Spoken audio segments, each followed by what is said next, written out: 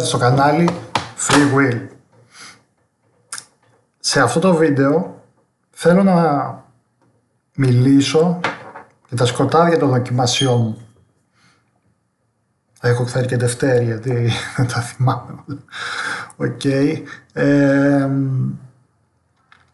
Τα σκοτάδια λοιπόν από τα οποία πέρασα για να φτάσω ως εδώ.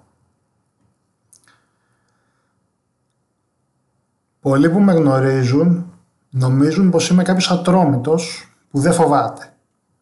Παπάρια.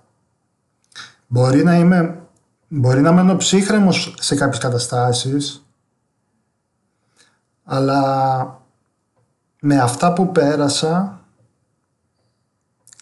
μάλλον όλα αυτά που πέρασα με λύγησαν πολλές φορές.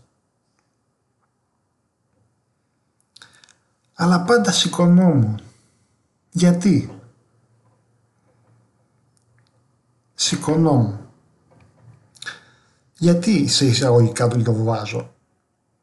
Επειδή δεν ήμουν εγώ που σηκωνώ. Ήταν ο ίδιος ο Θεός που με σήκωνε.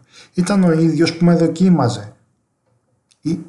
Ήταν κάτι το οποίο ήταν στο σχέδιό του για μένα.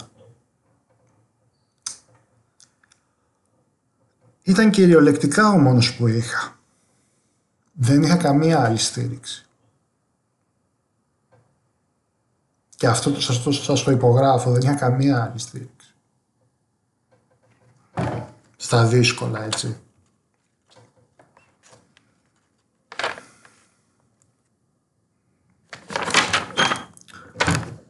Λοιπόν, όταν το σκοτάδι με τύλιγε, εκείνος φώτιζε το μονοπάτι μου. Όταν οι σκιές μου και οι αμφιβολίες μου ήταν έτοιμες να με καταπιούν, ήταν το ψήγμα πίστης, το λεγόμενο ράγισμα, όπως λέει και ο πατέρας Χαράλαμπος, ο Λίβιος, το έπαιρνε ο Θεός, αυτό το ψήγμα πίστης, και το πολλαπλασίαζε, τρυπώντας το σκοτάδι με φως. Αρχικά δυσκολευόμουν να δω αυτό το φως, γιατί η πίστη μου ήταν μικρή.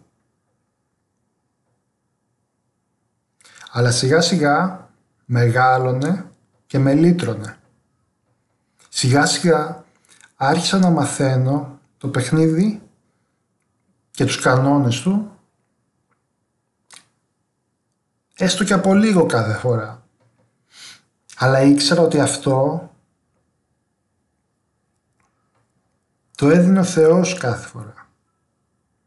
Δεν υπήρχε άλλος, ήταν εκείνος. Και στα πολλά διέξοδο του μυαλού μου, όταν η ψυχή μου κουραζόταν, εκείνος μου γέμιζε ξανά τον ντεπόζιτο με ό,τι χρειαζόταν για να συνεχίσω και να μην τα παρατήσω. Ήμουν τελικά μόνος σε όλο αυτό? Όχι. Είχα εκείνον να με καλύπτει και να με σηκώνει ξανά και ξανά.